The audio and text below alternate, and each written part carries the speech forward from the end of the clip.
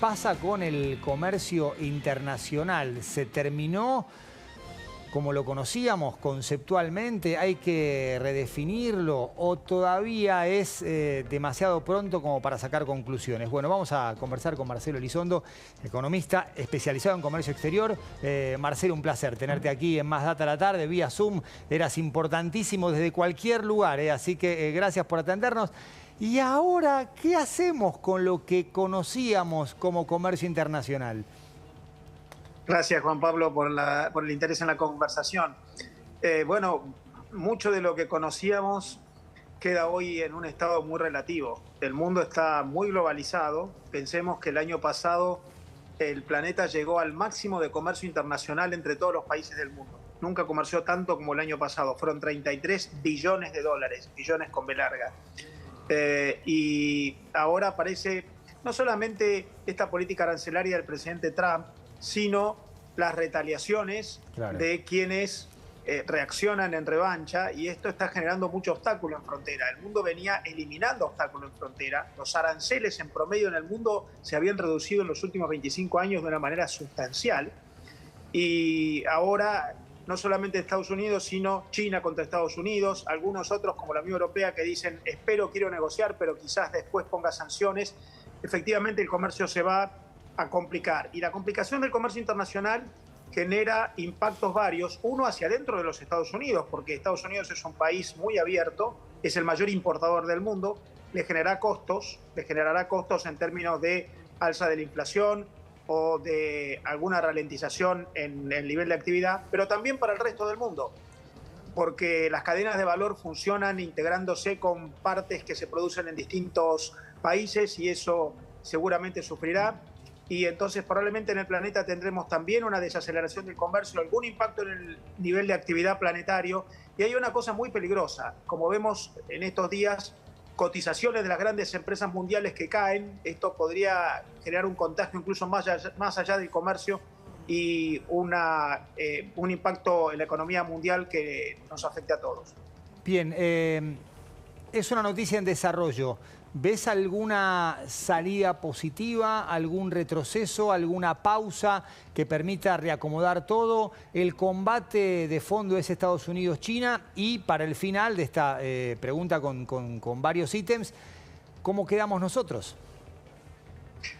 Bueno, a ver, no tenemos claro, porque el presidente Trump es bastante poco lineal, si lo que él ha hecho es poner en marcha una política proteccionista para quedarse, o si lo que está haciendo es búsqueda de negociaciones con otros países. Claro. Él ha dicho, vamos a hacer un comercio justo, Estados Unidos exporta y nos cobran altos aranceles cuando vendemos en el resto del mundo, y en cambio cuando desde afuera vienen a los Estados Unidos les ponemos bajos aranceles. Eso es injusto, dice él, entonces voy a equilibrar, y subió los aranceles a cada país según una fórmula que él entiende que es una equiparación entre las condiciones de trato de los distintos países. Si esto está preanunciando que puede haber una negociación, ya hay 50 países, 50 que formalmente han manifestado su interés de negociar con los Estados Unidos, bajar sus aranceles para las compras desde los Estados Unidos y pedir a cambio que Estados Unidos retrotraiga su política. Si lo que estamos es en una instancia de posible negociación, bueno, quizás se morigere y este impacto negativo dé paso a cierta normalización o al menos atenuación. Ahora, si con este tono beligerante el presidente Trump mantiene su política de altos aranceles y de sanciones comerciales contra otros países, porque finalmente así lo está planteando, allí vamos a tener un problema en el comercio internacional en términos de bajas de precios de muchos productos, de una desaceleración de los intercambios entre los países y de una afección en el funcionamiento de las cadenas de valor. Y ahí aparece la Argentina.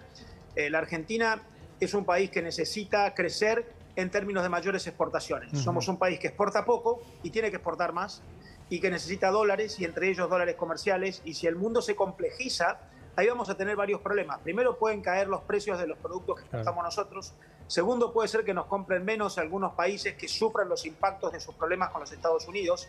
Tercero, podemos tener presiones cambiarias, porque las monedas emergentes pueden empezar a debilitarse, precisamente porque ante los conflictos de este tipo en el mundo lo que hay es una salida de inversores de las monedas emergentes, y eso puede generar presiones cambiarias en nuestro país. Y finalmente, la Argentina espera inversiones. para eso ha diseñado políticas como el RIGI. Quizás los inversores estén esperando, poniendo un pie en el freno para decidir inversiones en cualquier país emergente ante este escenario de tanta confusión. Marcelo, ahora sumo a Maxi y a Mariana, pero quiero compartir contigo un par de placas que hemos preparado con relación primero al mapa de aranceles de Estados Unidos y después lo que tiene que ver con China y con Asia. Veamos en nuestras pantallas. Este es el nuevo mapa del comercio global y aquí están los aranceles a las importaciones en Estados Unidos con porcentajes que van del 10 y a algunos... los países más afectados en rojo, los menos afectados en amarillo. La región asiática. Sí, es la más castigada. Está China, África digamos. también. Sí, los vecinos, ¿no? Algunos Canadá y países México, africanos. por supuesto, en el segundo escalafón. 34% China, 46% Vietnam, 49% Camboya, 36% Tailandia, 32% Indonesia. Estamos hablando de China y otros países asiáticos. Sí, la pregunta es, ¿qué escenario de negociaciones se viene? Hoy tuvimos la Unión Europea diciendo que podría llegar a una negociación, Vietnam también mostrándose dispuesto a negociar y otros países que no. ¿Se divide el mundo entre los que están dispuestos a negociar y los que no?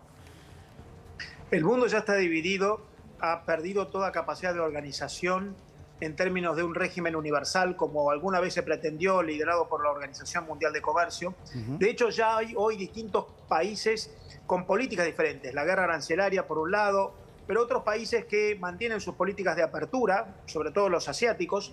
Hay 373 acuerdos de libre comercio vigentes en el mundo que perviven y esos países seguirán comerciando dentro de sus acuerdos de libre comercio entre sí. Por lo tanto, el mundo ya ha tenido dificultad creciente desde hace un tiempo y esto se agrava ahora en términos de organización. En la relación con los Estados Unidos en particular esto también ocurre.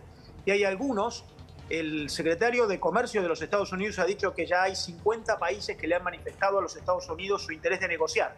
Negociar que Estados Unidos retrotraiga la suba de aranceles y a cambio esos países bajarían sus aranceles a las exportaciones de los Estados Unidos. Algunos, como por ejemplo Vietnam, que tienen aranceles muy altos. La Unión Europea ha dicho, queremos negociar. Y si la negociación fracasa, tenemos preparado nuestro paquete de retaliaciones y revancha. Algunos otros países en Latinoamérica han hecho lo propio. La Argentina hace rato que viene negociando, tratando de bajar aranceles recíprocamente. Ecuador lo ha manifestado especialmente. Y hay otros que directamente han salido a plantear una reacción inmediata con ojo por ojo, diente por diente. Eso ha hecho China, por ejemplo. Claro. Y Canadá también ha reaccionado de una manera muy dura. Por lo tanto, hay distintos modelos de respuesta frente a esta política del gobierno de los Estados Unidos y veremos qué prevalece, porque ahora estamos entre la hora de la verdad. Si el presidente Trump ha puesto esto para negociar, lo veremos negociando y entonces probablemente habrá una atenuación de ese nerviosismo. Ahora, si se mantiene duro y realmente lo que él quiere es un Estados Unidos más cerrado, cambiando la naturaleza de la principal economía del mundo, que ha sido una economía muy abierta y con bajos aranceles de frontera, bueno, una vez más, eso puede generar efectos no solamente hacia adentro de los Estados Unidos, efectos que serían negativos en términos de desaceleración de su nivel de actividad, suba la tasa de inflación, caída en las cotizaciones de sus empresas, pero también efectos de traslado, transmisión o contagio en muchos otros países. Veremos qué pasa frente a estos dos modelos. Unos quieren reaccionar con altas sanciones, China, otros, como la Unión Europea, dicen primero queremos negociar, vamos a ver quién prevalece. Eso todavía no lo sabemos. Marcelo, recién mencionabas la postura de la Unión Europea. Compartimos unas palabras de Ursula von der Leyen, una referencia de la UE para este tipo de asuntos, sobre las negociaciones con Estados Unidos y el concepto de arancel cero como propuesta. We stand ready to negotiate with the United States. Indeed, we have offered 0 for 0 tariffs for industrial goods, as we have successfully done with many other trading partners, because Europe is always ready for a good deal, so we keep it on the table. But we are also prepared to respond through countermeasures and defend our interests. Bueno, ¿arancel cero o nos preparamos para defender nuestros intereses? Decía Úrsula.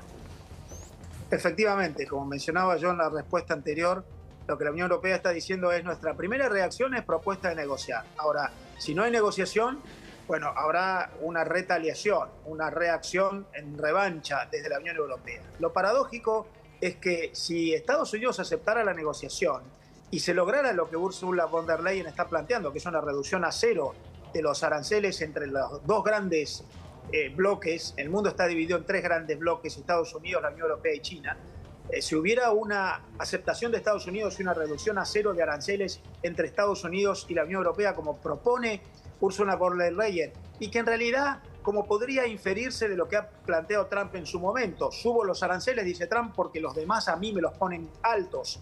Si eso se lograra, estaríamos ante un escenario absolutamente opuesto al que hoy estamos evaluando. Hoy estamos diciendo el mundo va hacia aranceles altos y una desglobalización. Y aquí lo que se lograría es incluso un escenario mejor que el de antes, con aranceles cero entre Estados Unidos y la Unión Europea, que ni siquiera existían antes. Sería favorable para China, ¿no?